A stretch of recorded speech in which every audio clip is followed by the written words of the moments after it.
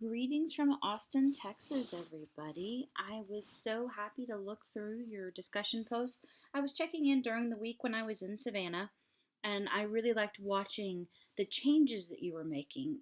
And that's the very first comment I want to make. Sometimes it's the smallest change that has the biggest impact. So I know specifically, like Ara's image that she shared, changing the lines to actually include arrows and the text command make a difference.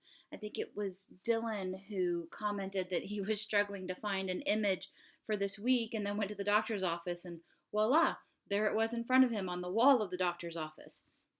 This actually also tied in to the final image that we had shared last week with the flower picture and what did each of the parts of the flower represent. When we look at our textbooks, we can easily see, or posters in the doctor's office, we can easily see examples where you were forced to disconnect the text from what the picture was trying to convey. And even the very simple example that Joe gave us with the picture at the top and this wide gap, the brain tries to fill in the blanks and it's just easier. We can reduce cognitive load, as was mentioned in the discussion, if we put these together.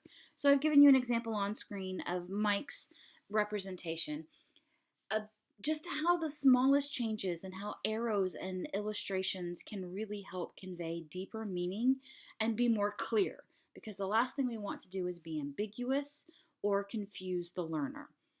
But you can also tell that changes over time have brought this about.